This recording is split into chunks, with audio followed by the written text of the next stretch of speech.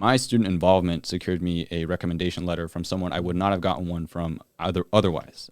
It was not like a professor of mine that taught a class or anything like that. It was through ACS. We work closely with the department chair, Dr. Britton. So I got a recommendation letter, a glowing recommendation letter from Dr. Britton.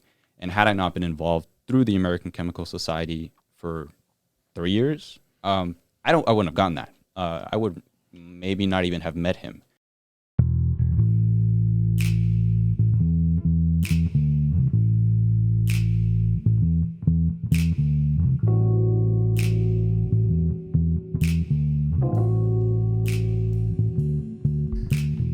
Welcome back. This is the first time I get to do an intro, and I am pretty excited. Senior biochemistry student, ACS vice president, active podcast listener, podcaster himself, pickling enthusiastic, Nick Coral, everybody. How are you, Nick? I'm good. It's my first time being on a podcast, so I'm pretty excited, kind of nervous, but I'm ready for whatever's in store today. I have no idea what you're going to be talking to me about. But I think we're going to talk about graduate school. Correct me if I'm wrong. I think so too. I think that's what our editors had on our notes. So let's dive right in. So you are a senior biochemistry student here at Texas State. You've already kind of gone through your PhD application process. So let's go back around maybe July, August. When did your application process begin, would you say? Yeah. So, and I'd like to give myself a little bit of background. Yeah. Because for a very long time, I want to go to medical school. And so you know this, but you don't maybe know everything that was going through my head while I was trying to decide. We've had our fair share of conversations, but more or less, and Chris articulated this really well on the last podcast. You kind of go into college with a few careers in mind that sound really nice to you and that you could definitely see yourself pursuing. And then as you move through college, you start to see that the world is a much bigger place than you might have thought it was as a freshman. So I wasn't really introduced to the career of a scientist until I would argue way too late. And I'll also explain that it's not the end of the world, because I think things turned out just fine. But I think so too. That's one thing I would like to, in the future, not to go on a huge tangent, but like I'd like to improve on that as people knowing about more careers they might be able to pursue later. So, yeah, I want to go to med school. I thought that was great for me. No one in my family's ever been a physician or even a nurse. At least in my immediate family that I've ever met. I have a very, very large family. Yeah, Hispanics do. Right. So, and I gave it my all. I did all the volunteering. I did all the shadowing. I was a medical scribe for a very long time, and I liked it. And even to this day, I think there was still alternate reality where I might have become a physician and I would have lived a very long and happy career. But I got involved in this thing called research my junior year, and I loved it. I really did. I liked even like the failures. I found very they encouraged me to think in a way that I had never thought before, and like not in a way that you do when you're like studying for an exam, in a way that like it's constantly pushing you to pursue a different way of thinking about something, critically thinking, problem solving, all that I found really cool. And then like I got interested in science because of medicine, so it was all at least in parallel related. So after some time, I decided, okay, well, I think I want to be a scientist. And hindsight is 2020. I started to, I mean, you really think about it. Like, even when I wanted to be a physician, I wanted to be a physician in academia. And it's like, well, that's like one of those signs. It was just like, well, why don't you just become a scientist and study like in the biomedical field? So there was like tiny little hints like that throughout college that I was like, oh, well, maybe it wouldn't be so bad. And then once I realized that I could actually do this, I mean, my PI, Dr. Peterson, was the first person to actually like directly tell me I could be a scientist. Like no one actually told me that before. And we're talking like junior year. So it's kind of crazy. It's pretty deep in your career. Yeah. It's kind of like, what a shame, right? Like what if someone told me that when I was like in high school? And that's okay. I mean, I paved my own path, and like I said, I think things turned out just fine. And one thing to emphasize is like really never too late to change careers. I changed my right before senior year. So although I was working really hard in everything I was doing, that was my goal as a freshman. I didn't really know exactly what I wanted to do, so I wanted to just work really hard so I could have as many options available to me. And I won't say that's the easiest route to go because requires a lot of work to do well in your classes, to be well-rounded extracurricularly, to not only just pursue a challenging major, but also have like a minor and whatnot. And so it was difficult, but I wouldn't change any of that because it did allow me to pivot pretty late in college and say, you know what, I think I've decided finally this is like the best career option for me. And then I just went full speed. So what does that mean? You asked, when did I kind of start my application to graduate school? It was after a full-time summer research experience that I was like, okay, let's do it. I want to go to graduate school, get my Ph.D. in, molecular biology or like a biochemistry related program. And, these titles are, they're kind of specific, but they're kind of all the same thing, like biomedical sciences, like molecular biology, like all that stuff. It can kind of be the same thing.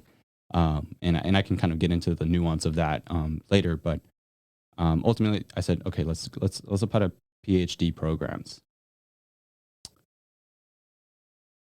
And I got to thank Dr. Peterson for that. He definitely pointed me in that direction, and we started to like plan for, when I need to start applying, what I need to do to get prepared for that.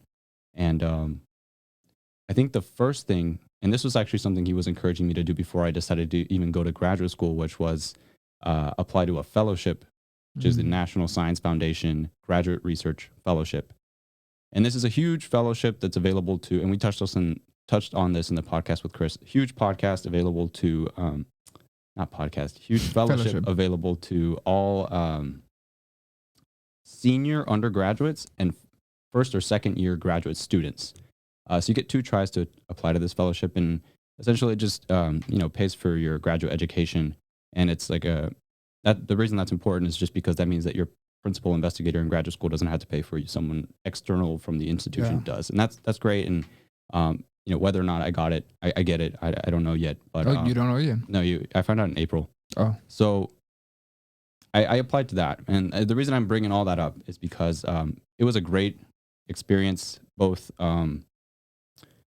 preparing me to literally design my own research project. Because I worked on my own research project junior and senior year, but I never designed one. Like I designed experiments, but I didn't design from beginning to end. Like the whole idea. Yeah. So the whole thing about the fellowship is it can't just be something that your PI puts on you and you write about it like a grant maybe. It's a fellowship. It has to be your own intellectual work.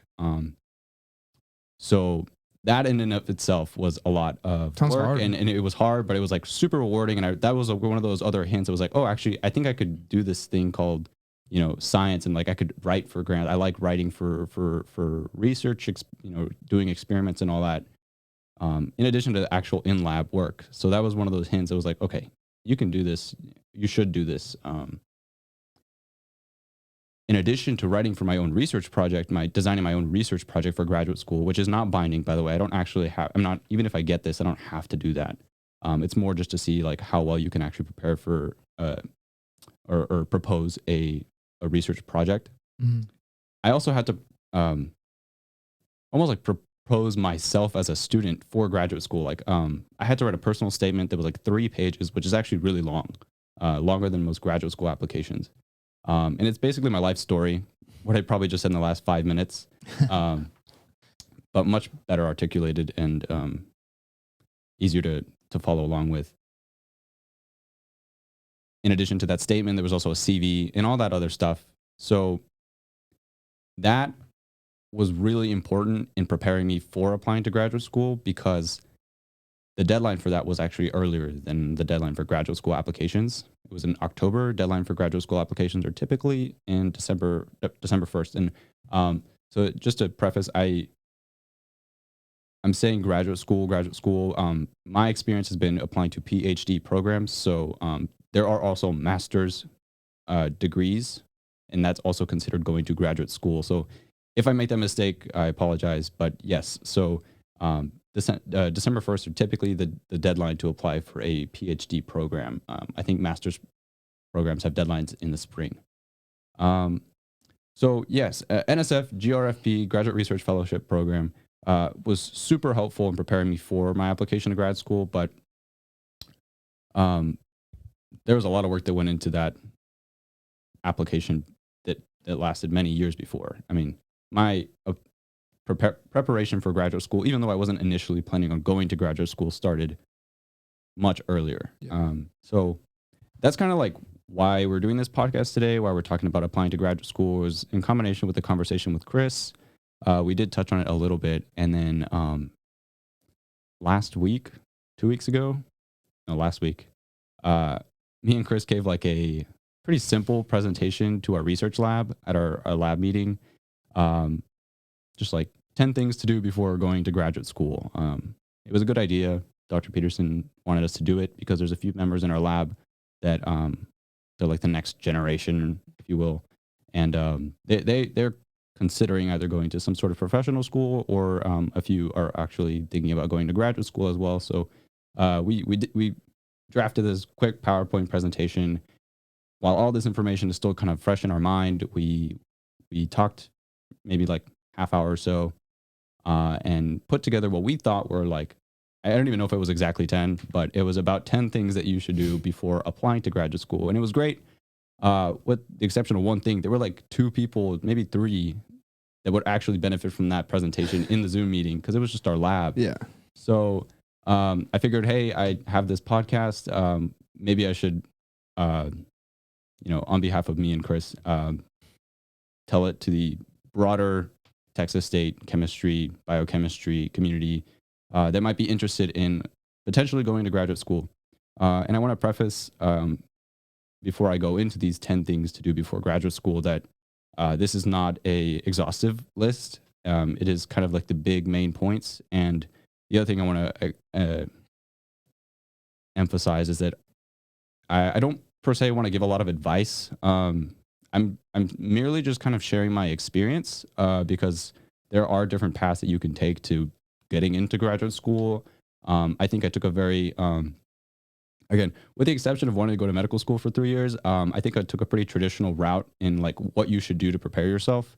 Because at the end of the day, like preparing for a medical school application versus a graduate school application, they're very similar. You got to get your volunteering. You got to get, you got to get those things on your CV to bolster, your reputation, and you got to do research and all that. So a lot of the stuff is applicable, even if you're not for sure wanting to go to graduate school.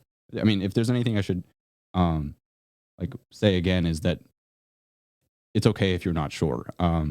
I wasn't sure until like a year ago. So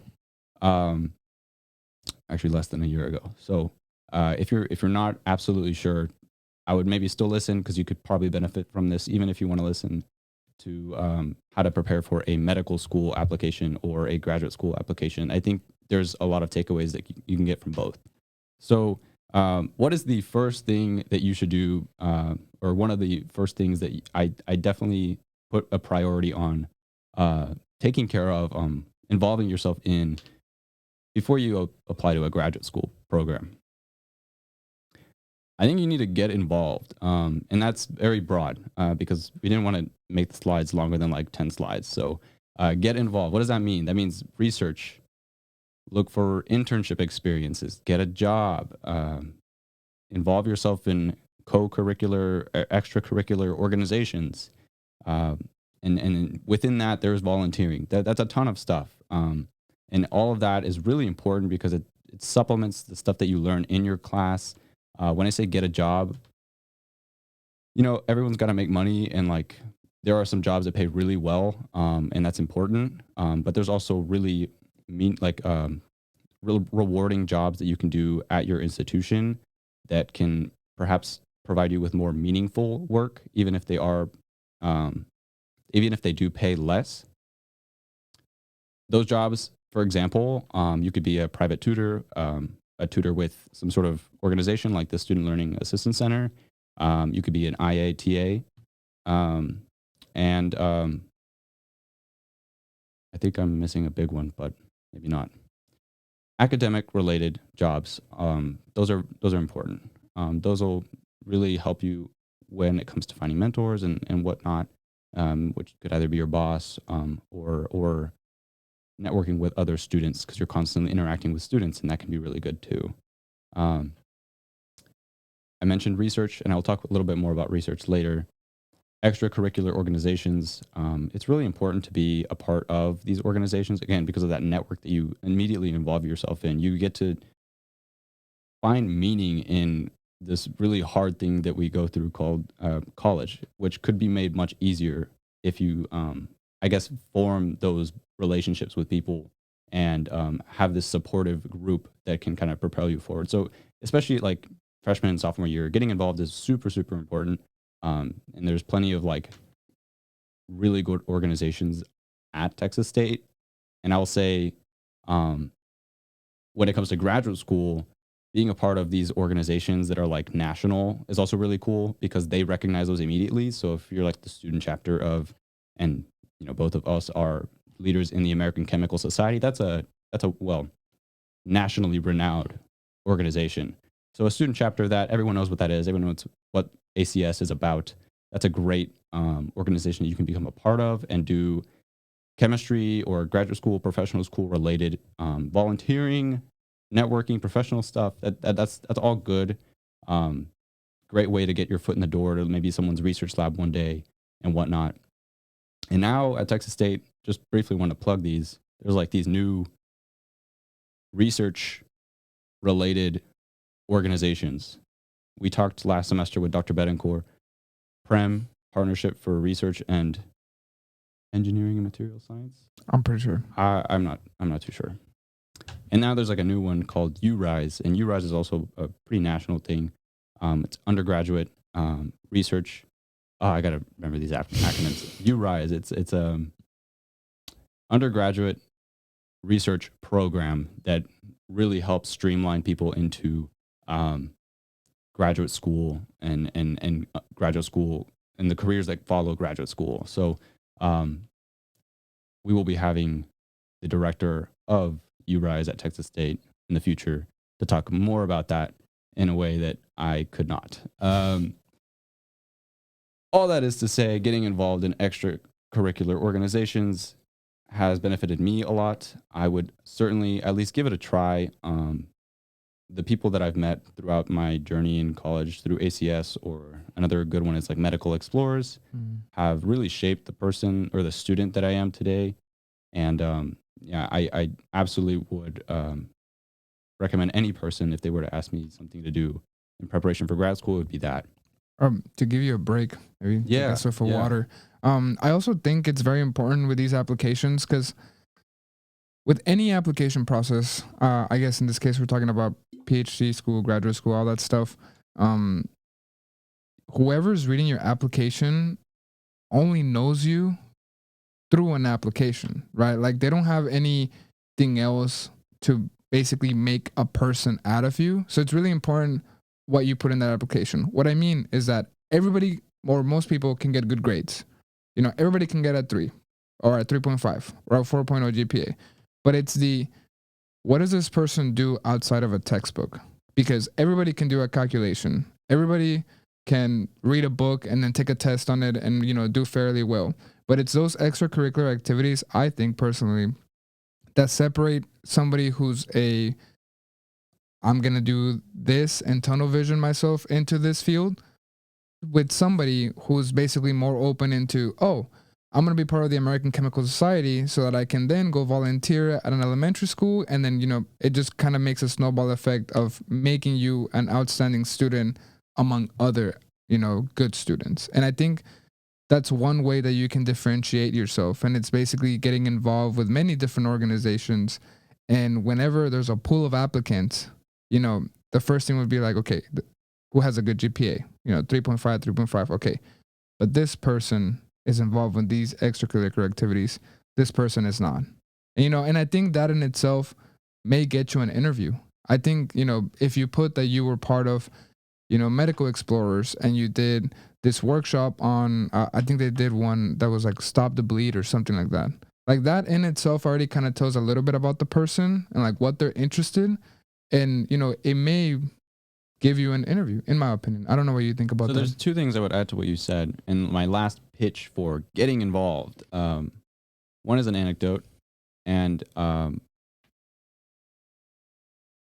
in my interview with UCLA, I had an interview with the director of the program, and that was actually the first time I did any interviews. It was I had no idea what to really expect. I think I was given some good like insight onto what to kind of expect and prepare for, but you don't really know until you do your first interview. And so mine was with the director of UCLA, and the first thing he said was not like, "Tell me about your research project," or you know, uh, discussing one of my fellowship awards that I got or something like that. It was, tell me about your leadership experience. I can't wait to hear about what you did with this or that. And shortly after, my computer froze. But I mentioned this because, I mean, that's got to mean something, right? The fact that like that was the first thing that this person wanted to know about. Really, I mean, it's got to mean something. Yeah. I'm now using that as like my main motivation for people to get involved. Because like that in graduate school, you might not have enough time to be maybe as involved as you are in college. So to maybe ground yourself in that in college is really important because it'll make it more natural for you to find another organization in graduate school and maybe do some side projects in addition to your training. But I mean, in graduate school, your main objective is to get the training required for you to become a functioning scientist. So having that experience already with you when going to graduate school is also going to be great. I think what you just said amplifies what we're talking about. That the fact that he didn't ask about your research first, he asked about your leadership skills and activities and stuff like that. Again, like the amount of applications that they probably receive that are like that the first few things are so similar, like grades and GPA and whatever. Like I'm sure that I think you said it was like 800 applicants for one of the programs that you applied. Like I'm pretty sure if you're applying to a PhD program, your grades are there, or at least they should be when you're applying to this type of stuff. Like there should be more for you to be differentiated from the crowd, and I think that's one of the best ways you could do it is get involved in different organizations. Even more so, let's say your grades aren't there. Two things I'm not going to talk about today are your GPA and your graduate research exam, your GRE. Jerry. I believe that's what that stands for. Though, universally, with all the programs that I've applied to, and I applied to 8, none were requiring a GPA limit, Interesting. a lower limit, and none required me to submit my GRE examination score. So I didn't even take it. And I think that's something that's very recent. Yeah. A lot of it had to do with COVID. And but I think a lot of programs are no longer going to require that because over and over again, studies have shown that your GRE score is not an accurate representation of how well you will be doing in graduate school and thereon after. So a lot of programs are like, I don't care about it anymore. I'm not going to speak for every program, but all the ones that I applied to, which is 8, didn't even care. I think it's a good. I think it's a good step forward. And if they do, maybe that says something about the program. So maybe like I'm not gonna really like name programs or anything like that, but these are things that you can kind of think about. The other thing I wanted to say about getting involved, and the final thing was my student involvement secured me a recommendation letter from someone I would not have gotten one from otherwise. It was not like a professor of mine that taught a class or anything like that. It was through ACS. We work closely with the department chair, Dr. Britton. So I got a recommendation letter, a glowing recommendation letter from Dr. Britton. And had I not been involved through the American Chemical Society for 3 years, I wouldn't have gotten that. I would maybe not even have met him. He is a busy guy. Very busy. So again, and I'll talk about that a little bit as well, but letter writers are extremely important. They can really give your application that extra push it might need. And tell a story about you that you couldn't really tell yourself, or expand on your story. So you do all this getting involved. Another small, thing I recommend is like make sure you're recording all of this as you go, whether or not you have a CV or just a giant Excel sheet with all your volunteer hours. Record your volunteer hours, record your lab research hours as well. I actually had like a little diary on Excel. And it was just like in one sentence or less what I did that day in case I needed to look back on it a month later, which I hardly did, but I did find it kind of like helpful to just track everything I'm doing day by day. I would never shared it to anybody or anything. It was just helpful for me to understand or to put all my work in one place, and then at the end counting all those hours. When you apply to graduate schools, especially if you apply to like 8, which I would say is a high number of graduate. I didn't say that earlier. 8 is actually a lot of graduate programs, and I'm glad I did that many, but knowing what I do now, I would have done maybe a little bit less.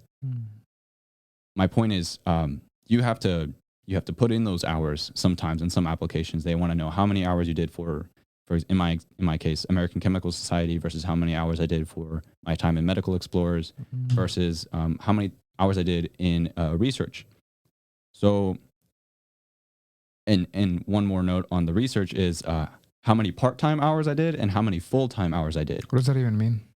Yeah, so right now we're in the middle of the spring semester, and I am a part-time undergraduate researcher. I cannot spend more than maybe like 8 to 10 hours, and in some weeks, unfortunately, like 15, just because that's how research is. Sometimes I got to spend a big chunk of my week in research, and the next week I kind of take off to focus on my courses. But the point is, a lot of my time during the semester is taken up by my courses and by my extracurricular involvement and so on and so forth. So programs actually ask you for your part-time and full-time because to know, I mean, I actually don't know exactly why, but I would say how much full-time research experience is also really helpful in knowing overall how much you've committed to research. So they actually, in some programs, they do ask specifically how much of it was part-time and how much of it was full-time. So having a record of your volunteer hours makes filling out those applications much easier when the time comes. And I know, again, a lot of my perspective is graduate school, but like from the years of preparing for medical school, those are even more detailed applications. And a lot of the time, I guess they are like umbrella applications where you can apply to like all the schools in Texas, but it is still a lot that you have to put in. So recording your volunteer hours is really important. And then now let's talk about summer research, full-time research experience. This is something I think is really important, and there's many ways you could do this through. I can talk about my experience and some of the experiences of my friends, and even you could talk about your experience, Edgar.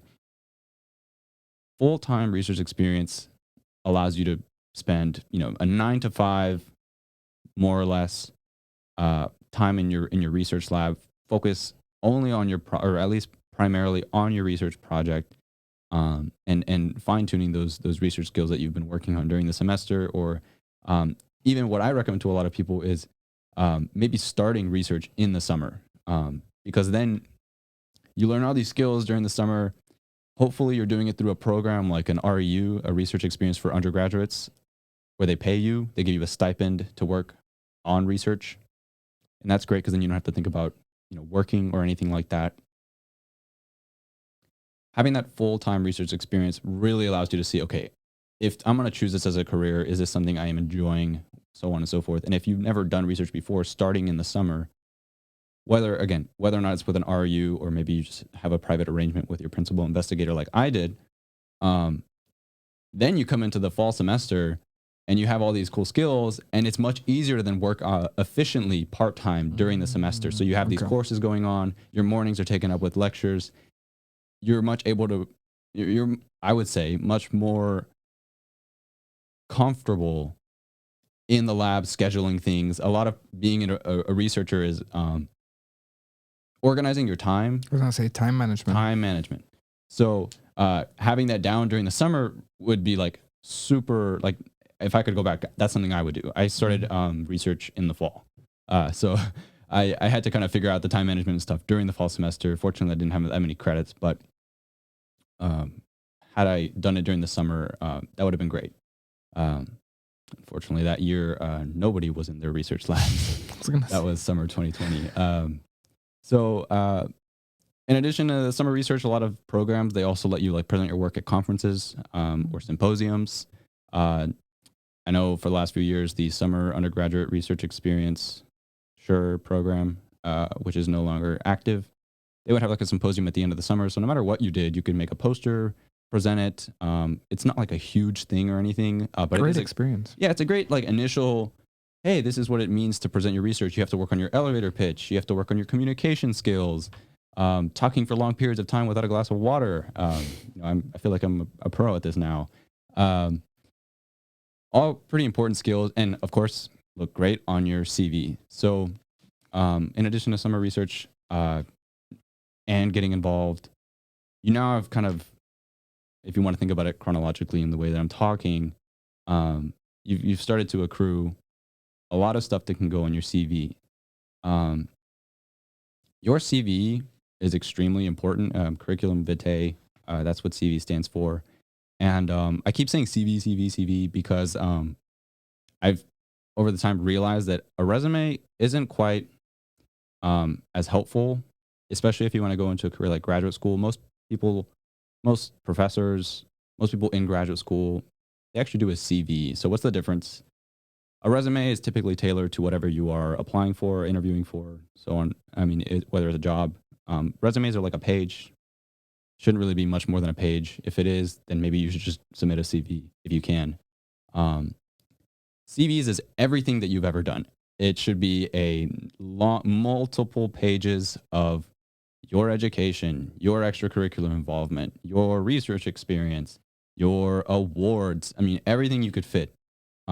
Everything you've noted over the years that is worth Professionally, professionally telling to some sort of application committee. So that's what I would say with my with the CV. Like, and I think Chris said this as well. He was like a freshman. He didn't have a lot of stuff on like to really like display yet, but he had a CV anyway. It was like basically an empty CV, but he said like it was kind of cool. Like people actually, when they would see that he had a CV as a freshman, they'd be like, "Oh, well, that's kind of cool. You're like, I guess, really well prepared, even though there's nothing on there. It's just I mean, there might be like a few things on. Yeah, it's just like a name and an address. But no, for real though, if you have that CV early, then it's just a matter of adding stuff, maybe adjusting format over the years to your preference. But um, the nice thing about CVs is they're very, I guess it depends on how you think about it, but they're very simple. The formatting is very like easy to just skim through super quickly. Again, because no one's going to spend very long in your CV at all. You put all this time into it, and then like people just glance at it really quickly. But very, very important to have a nice, organized CV that you kept track of over the years. And so, okay, cool. Now you've been involved. Now you've put all this information on a CV. You have a good amount of experience in a few different things now, including research, including your extracurricular involvement. Maybe you have a job, maybe you have an internship under your belt. Again, kind of touched on this last time with Chris, but you need to apply for funding opportunities for many reasons, right? It's important to fund for yourself and get through college. But it also gives you a level of prestige, I guess, recognition for the work that you do. Because when you apply for these awards, you are looked at through a pool of applicants. And if you receive an award, that is one way of the graduate school knowing that, oh, you are very competitive. You have a history of being competitive. Another thing I'll add to the funding opportunities is they can be internal or external. What I mean by internal, external. Internal typically means something in your institution, in your department. For example, every spring, the chemistry department, the College of Science and Engineering, COSE, they have their set of scholarships, and there are several, and historically they have a low number of applicants, which is just a interesting fact that I use to tell people to apply, because there are so many, like there are a good amount of awards, and not a lot of people apply for them. So you wouldn't, even if you don't think you would get one, I always recommend to apply. Why? Because, well, you might get one, and because preparing for a scholarship or fellowship application forces you to synthesize a story about yourself, to make that CV, and I don't know. I personally struggle a lot writing about myself, talking about myself. I don't like it. I don't feel like it's productive, even though it's very productive for you in your future.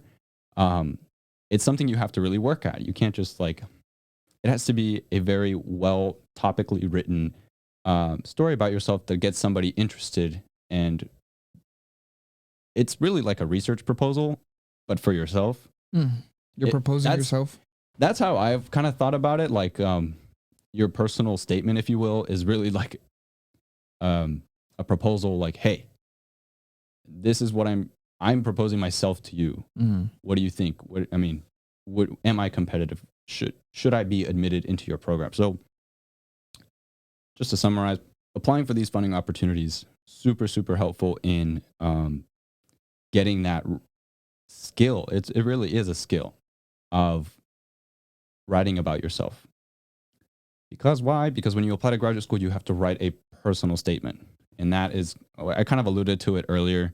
I talked about it a little bit earlier. This personal statement is much easier to write if you've already written for like maybe 5 scholarships throughout college. You kind of, it always changes, especially if you're like me. Your story does change a lot. And I don't know, I would say that's a good thing. That means that you've been really active in your professional development.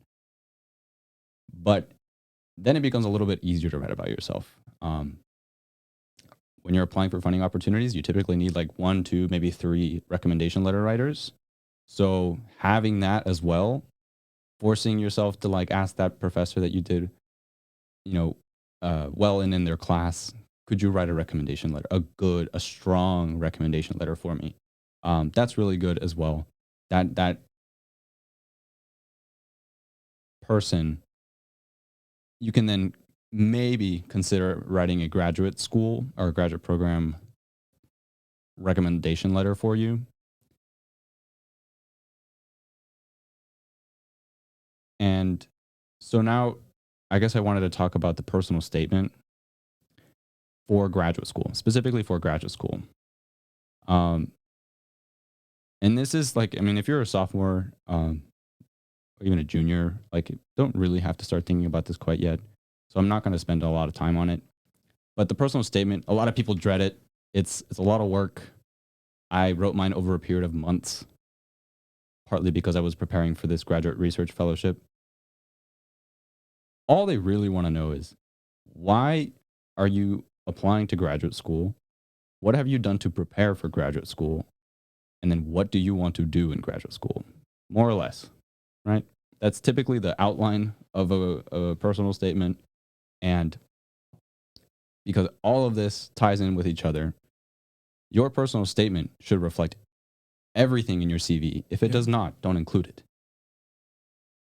You don't get a lot of space in your personal statement, so sometimes that's not possible. And that's where your CV can kind of elaborate more. Actually, sorry, it's the other way around. Your personal statement elaborates on your CV, I should say. But exactly. So that CV you have done first. You have that done. It's all nice, organized. Then writing the personal statement is much easier. You just go off of that and you say, okay, well, I need to write about this. I need to write about this. And what do your reference letter writers use to write their letters? Your CV. Your CV. Yeah. Everything that is in your CV, they then, I got a nice explanation of this by Dr. Peterson. His exact method for writing a recommendation letter is he looks at the CV, he sees the experience, the GPA, whatever, and that's like the topic sentence right there. And he'll just go from the CV, go back and forth. Sees something in the CV, writes his letter, goes back to the CV over and over again.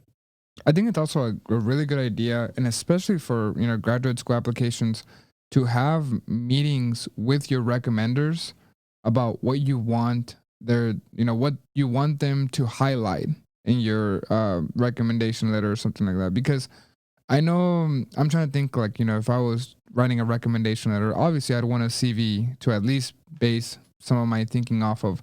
But if we would meet together and you would tell me like, this is the mission statement for the program I'm applying to, I would like, for my leadership skills to be highlighted, or like my research experience to be highlighted. Just giving some type of direction. I'm assuming would be very helpful. So I'm sure Yeah. you had some of those So meetings. what I did exactly was, hi,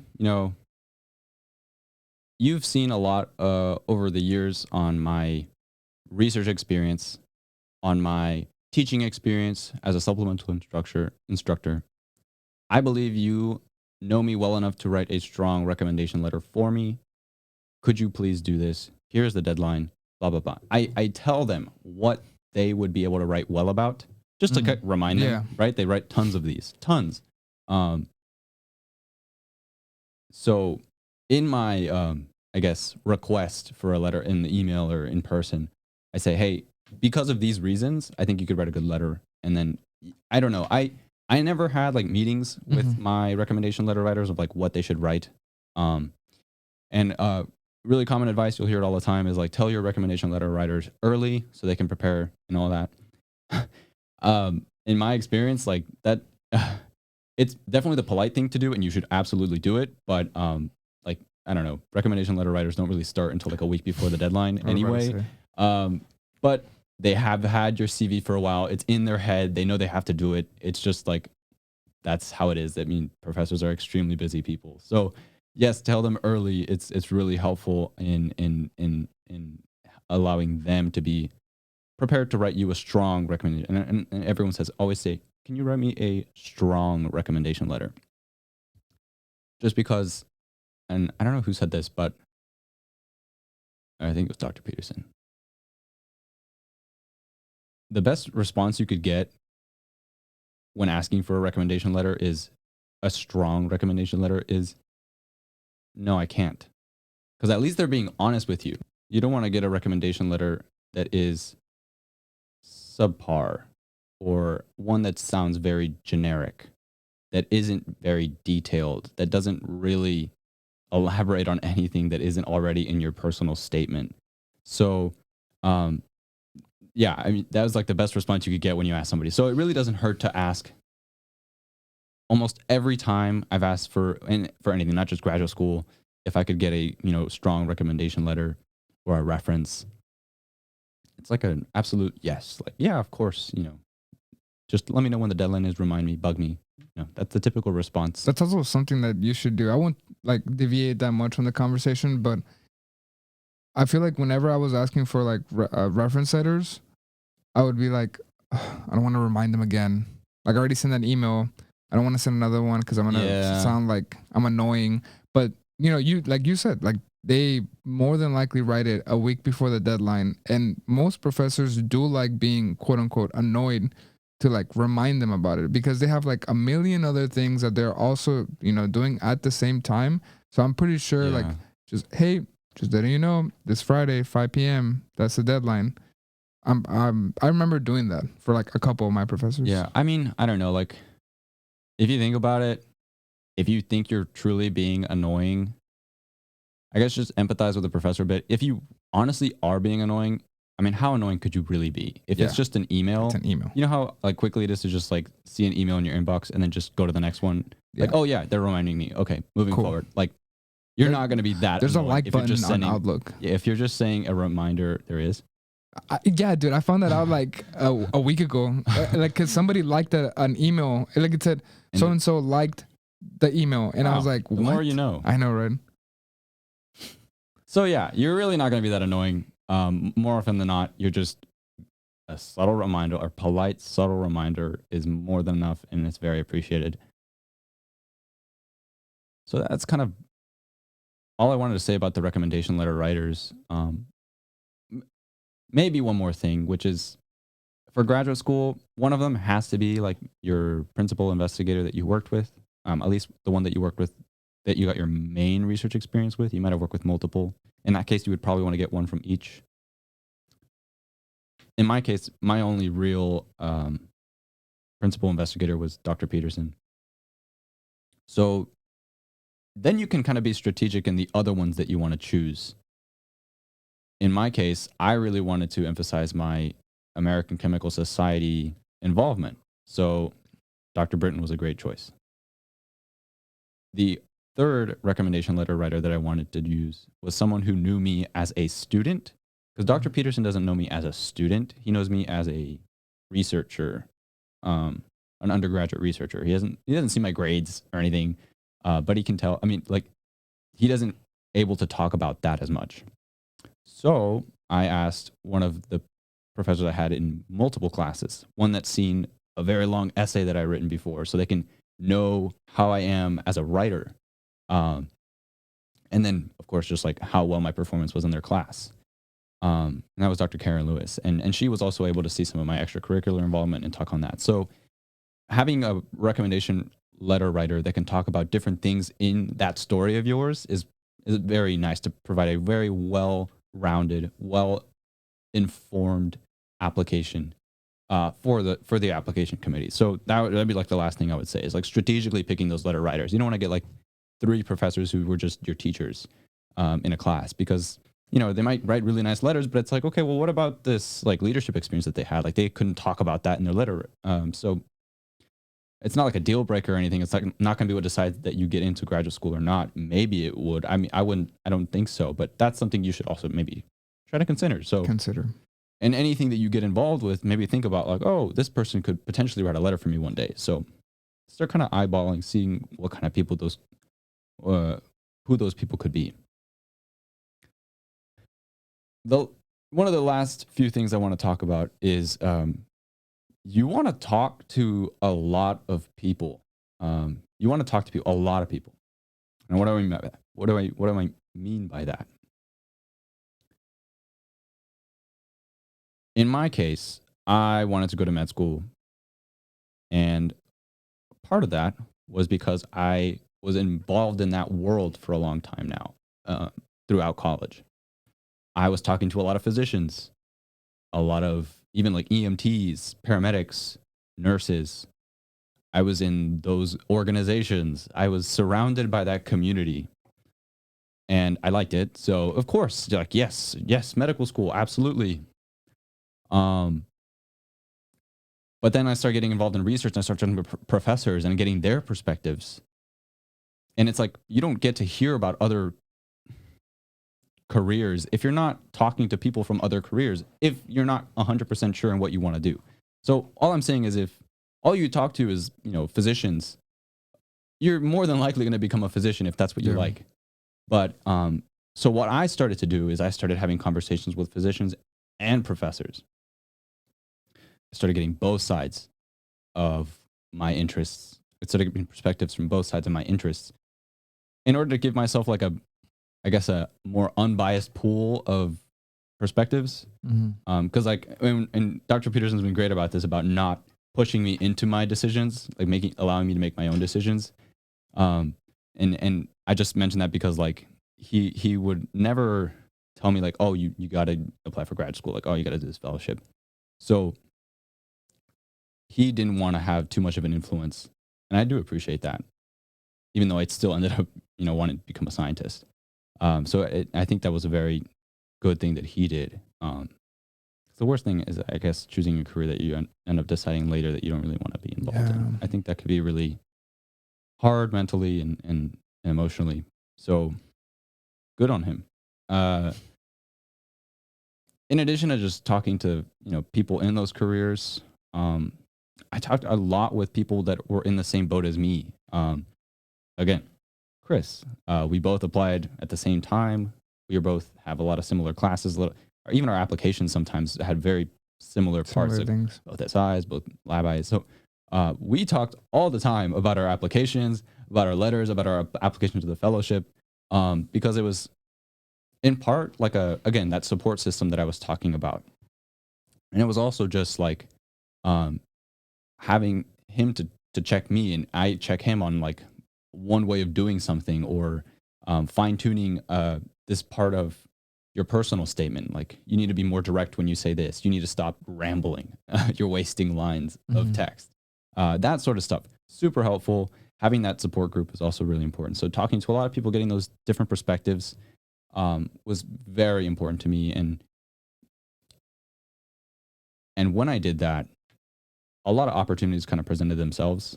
I'd tell a lot of faculty like, hey, I'm thinking about applying to graduate school. They say, oh, you should check out this program. Or, oh, I know a person who went to this school. Or their personal experience with PhD programs that allowed me to kind of like think of what to look for and what to kind of maybe stay away from.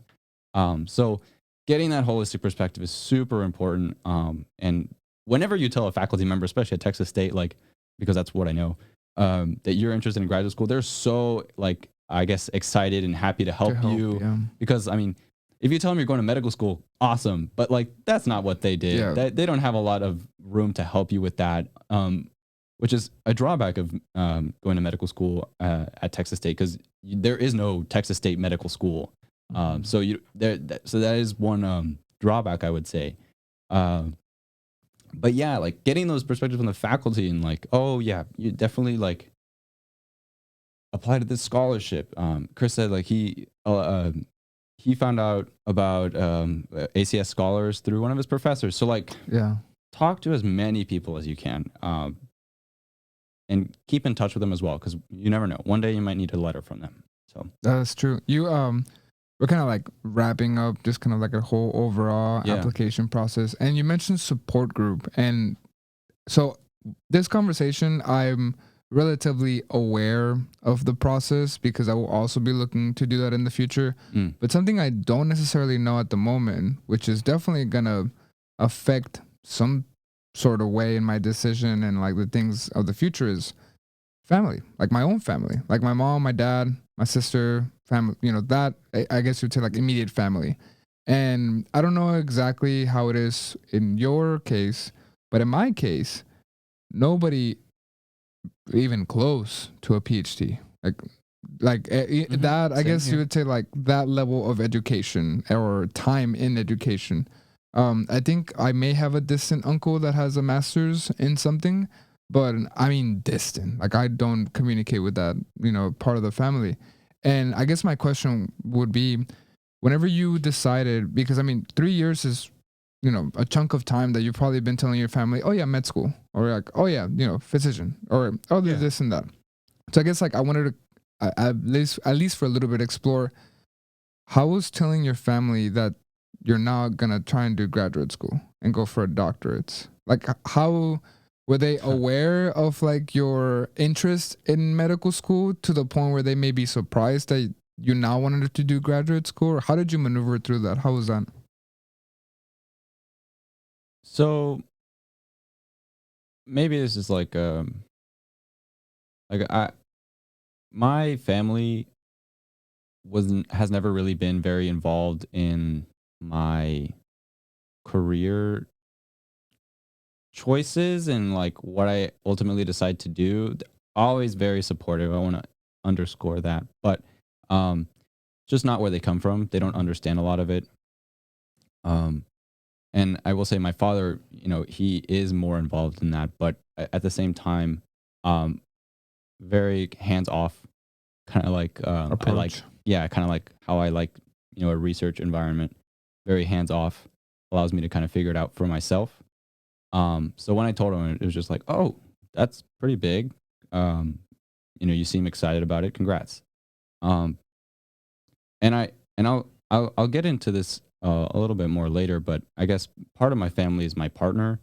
That conversation was also really important, because wherever you go to graduate school or professional school, it's like at least a 4-year commitment. For graduate school, it's typically 5. Yeah, I was gonna say at the very least Again, for a PhD program, it is typically 5 or more, depending on several factors.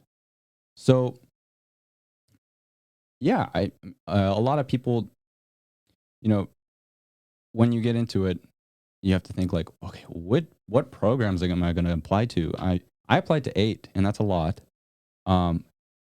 In part because I didn't know, I guess, how competitive I was going to be on a national level. I'd have like, and interesting. So like Dr. Peterson, he says like, yeah, I think you're a strong applicant and everything, but he's also a new, he's an emerging principal investigator. He's an assistant professor. He doesn't even have that much, I guess, insight into like how competitive I am on a national level. He has his own personal experience to speak from. So it was even hard for him to reassure me.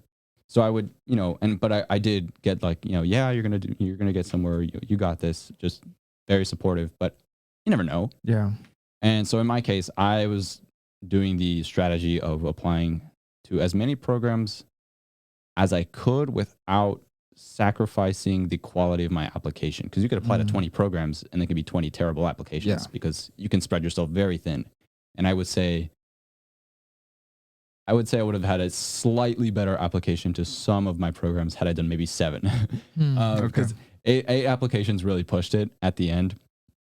And so, and I didn't even mention this, but so I could just briefly mention the programs that I applied to and see if you can pick up on a trend. I applied to the University of California, Los Angeles, UCLA, UC Irvine, UC Riverside, UC San Diego, the University of Southern California, a private institution. Looks like you like the coast, huh? The Scripps Institute of Research, which is based in La Jolla, near San Diego. And the University of Texas at Austin. Hey! Yeah, and I think that was it. That was 8. I wasn't counting, if I'm honest. I believe so. And if there's one more that I can't remember, then it'll come back up. And Caltech. I applied to Caltech. Yes. Also based in California, Southern California. Yeah. So you didn't notice, 7 out of those 8 were in Southern California. And this is where I would say I was kind of a more, in a more unique situation. A big deciding factor in where I wanted to go to graduate school was where my partner was going to be in the next maybe 5 to 10 years. Mm-hmm. So this is a relationship that we are taking very seriously, and strategically, I wanted to be somewhere that I would be near my partner throughout graduate school and after.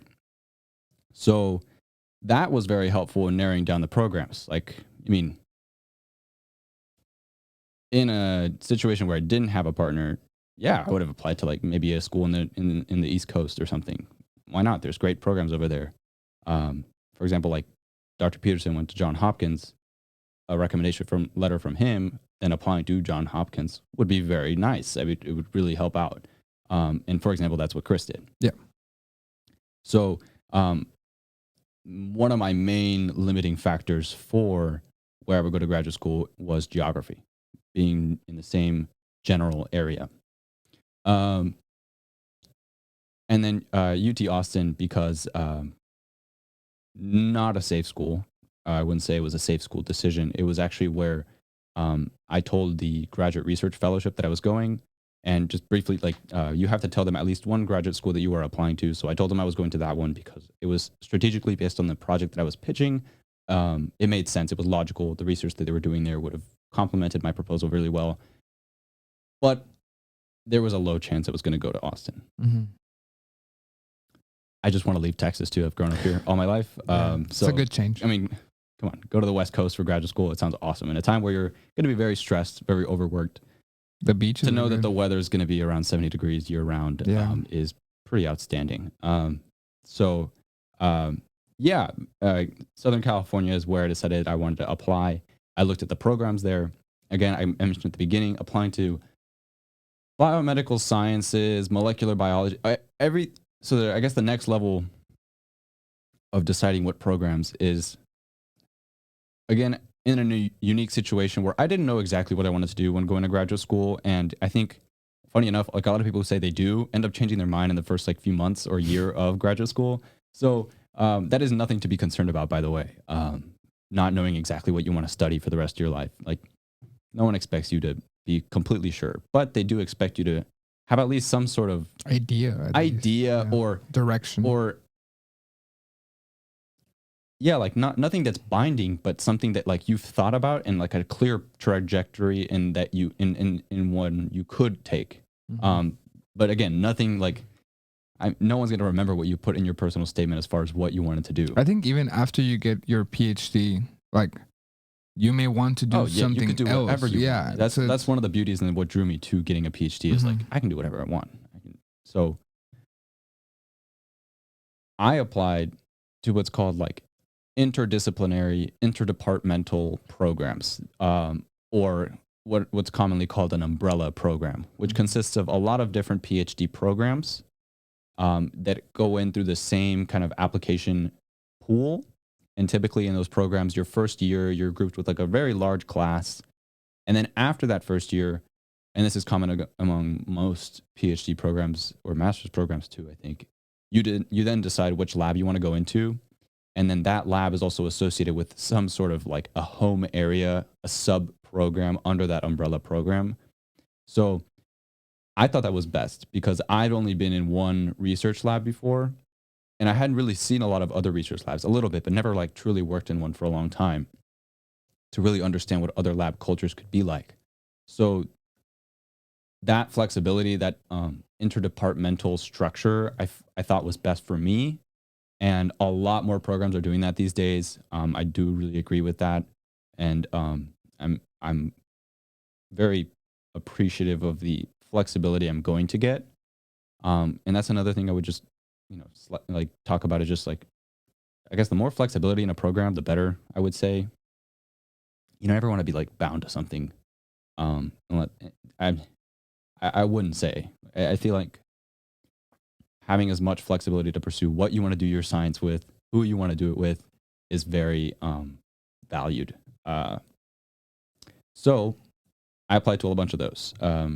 Most of the programs I applied to, they didn't require me to choose a lab until after I did about 3 rotations where I tour 3 different people's labs for like a quarter or so, or a semester, for example. And they don't even tell you you don't have to tell them the PhD degree that you even want. Sometimes you could just say, I want to join this umbrella program. I'll figure that out later. Again, you want your personal statement to be kind of more specific, but nothing is binding. So geography, then I narrowed it down to what is kind of interdisciplinary, what is more flexible, those umbrella programs that I applied to. And then it was just like, okay, well, what about the research? You'll notice like that's the third thing that I considered. For some other people, it would be like the second, maybe. Sometimes even the first for some people. Yeah. So if you're not like me, you might just know like all your life, like there's someone in my life, like for a long time at least, they wanted to work on bioengineering, like skin transplants and stuff. So if that's you, like by all means, Yeah, like go for apply it. to a specific program, send it. But that wasn't me. So then I dove into like the research, and there's just so much research out there. I mean, I had like a full Excel sheet. It was a lot of information. And you're tempted to like read through a bunch of articles, but like there's just, even if you apply to like 4 programs, it's just a lot. So I look at the faculty that are part of this umbrella program or the home area that I want to look for. And I look for trends like UCLA, really big on amyloid diseases, studying those, HIV. What's amyloid? Amyloid is a intrinsically disordered protein that's responsible for diseases like Alzheimer's disease, type 2 diabetes, a lot of the big bad diseases that are currently hard to treat. So UCLA is they have a lot of faculty members that are really interested in that and tackling it from different directions. So if I'm at all interested in that, which I am, that was immediately one of those like, oh yeah, this might actually be a really good place to go. And then you just kind of had to like take all that information and say, okay, well, how many schools do I want to apply to? How competitive are these schools? I applied to 8 schools because I applied to a lot of competitive schools. These for the most part were not very like, I was not sure I was going to get into any of these schools. I'll just say, I did take kind of a risk there. Fortunately, I did get offers from a few.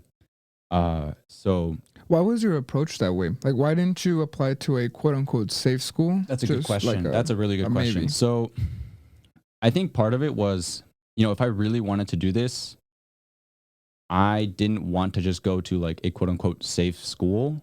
I really wanted to like go all in. So I mean, only one podcast last semester. I worked extremely hard on that application, on the fellowship, and my coursework because I wanted to see if I could get into what I would be satisfied with as a really competitive program where I could get exceptional training. And so I selected those programs. I don't know. I wouldn't say that's what you should do. That's what you shouldn't. That's not my place. That's just kind of like based on my experience. That's what I did. I was fortunate enough to get interviews at those programs, but like, I don't know, that it could have gone differently. And in that case, there are plan Bs. My plan B could have been to work for a company for a couple years, get some more experience that maybe a program was looking for. Plenty of biotech companies in the Austin area that I could have definitely done. Or there's like an MSEC program at Texas State where you get your master's, and it's like a bridge program into getting into a PhD program after your master's. So that's something I could have done as well. I prefer to just go straight to PhD because I think one of the best times to apply for a PhD program is your senior year, no matter how, I guess, competitive you might think you are. Because your senior year, you have all these faculty around you that are like this support group that can help you. If I would have then gone and worked for a company for a couple years, yeah, I'd have more experience. My CV would be much better, but like you're kind of removed from academia for a while. You kind of lose that, those like bumpers in a bowling lane. Like, I don't know, you lose I get that what you mean. drive almost. Yeah. You have to kind of get back into it. And I'm not saying it's impossible, and plenty of people do that. I think the average age of entering a PhD program or medical school for that matter is like 25. Like 25, yeah. It's older than, older than you'd think. Absolutely. So again, not telling people how they should do anything, just my experience. I felt like I was supported very well into applying to graduate school, and that's what I wanted. So that's what I did. But there were plan Bs as well.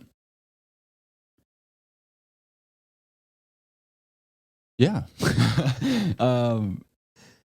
So, well, we've gone through pretty much most of the list. I guess the final thing in choosing the program was like, what do I want my career to be in after all this is over, after all this training is over? I like teaching. I've always wanted to be in academia, but just like it was with med school, all I know is academia. Pretty much, I don't have internship experience. So who knows? Throughout graduate school, I might totally change my mind and start up a company or something, for example, or go work for the FDA and the government. I don't know if you know this, but I know during graduate school, you can take a semester off and do internship. Yes. It's not like a quote unquote semester off. Like obviously it depends on the PI and the program and a bunch of other stuff. But when I did my internships, there was a couple of students that were graduate students that like basically for that summer, they decided to do like industry work. And I know I knew of other graduate students who were there for the whole quote unquote fall semester, and it was like they were there just getting experience. School. It's kind of like in college, you do an internship in the summer, like very similar. And so great transition into my point, which is when choosing the program, if you really want to work in industry, look in the programs and see, do they have good workshops or connections with companies in that area? That maybe you could get a job directly after your PhD. Do they have training sessions? Do they have a structured into the program an opportunity for you to do an internship with that company? Because if they don't, it might be still possible. But like you said, it's kind of difficult when it comes to funding. And if you're part of somebody's lab and you're going to leave for a few months, like how does that work? Exactly. It's complicated. But if a program has it already built in, that's very appealing. That's something that you might want to consider when choosing a program as well. So, with all that information, it was so hard to narrow it down. I think I went from like 18 to 8. Yeah. And it wasn't just in California at first. I was like, well, maybe I can try this long distance thing with my partner. Problem is, I've been doing that for years now. So it's not really something I wanted to continue doing. And so narrowing it down was very difficult, but ultimately you got to make a decision, right? So, choosing the career options that you want is kind of like one of those final things that, like, again, you have no idea what you're going to do 5 years from now. Maybe you do, but 5 years ago compared. Exactly. The next 5 years are not going to be as sporadic as hopefully the not. last 5 years, at least for us. But that's the general trend. But having that, again, the more flexibility in the program is really appealing. So that's kind of what I did. I chose those 8 programs. I've gotten interviews from 4. Still waiting to hear back from 2. I got denied from 2 thus far. And I mean, I don't know. I'm very satisfied. Like, I'm kind of entering that senioritis thing. Enjoying those conversations with these faculty members from different universities got me all excited. Honestly, could not be more happy. And I guess that's all I'll say, because I don't want to give too much advice. I just want to share my experience. I think it's a good idea to share the experience, share what worked for you, and let people who hear decide what works for them and what doesn't work for them. Because I think most of the decisions made throughout, between 18 and 22, I would say, are based on personality, right? And it's like most of them, at least, because it's very much your personality to, probably the way you even approach this whole application process. Because, and again, not to go into much depth into this, but, you might have taken a gap year. And, in that gap year, you can work, you can do a master's, you could do a lot of different things. But your personality is, I'm in this state and I'm going to keep that work drive, going, into graduate school. And that's a personality thing, right? A lot of other people are like, I've been working really hard for years. I need a break and then I'll start back up. And that's also a personality thing. And so I think it's good to at least share like what worked for you. And then maybe somebody would be like, maybe I think I'm more of I need a break and then I'll keep it going. Yeah, I mean, there's so many people who are like, I want a break after college. I want to just travel. Like, I get all that. And, like, part of me does want to do that too. And maybe there's a way to do a little bit of both. But, like, I guess as an audience, if you're listening, you have this, maybe there are some people who have this inclination to be like, oh, there's this clear path that he just carved out. He just got into UCLA. Well, that's what I'm going to do. I'm going to, as soon as I, get to my senior year, I'm going to apply to graduate school. I'm going to apply to UCLA. I'm going to apply to these interdepartmental programs. And that's going to be what I do. And it's like, this goes back to my point. You need to talk to a lot of people. If there were more podcasts like these, you should listen to other podcasts where people talk about their experience in applying to graduate school. Because I by no means think that this was the best way of applying to graduate school.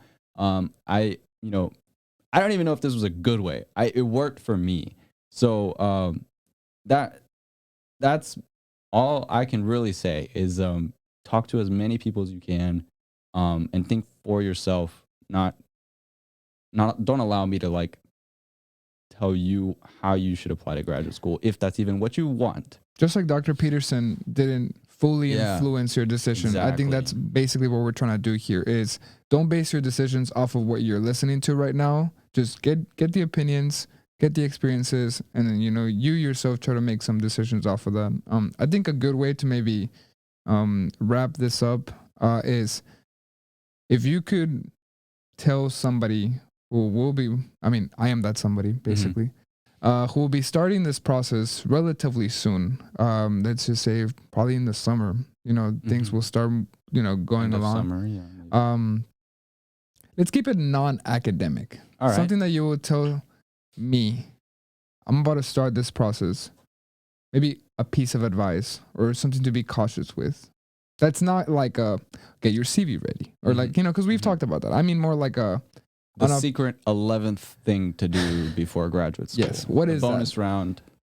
You're here. You made it this far. Thank you if you did. It was a lot of work. Treat it as if it's a 4-credit course.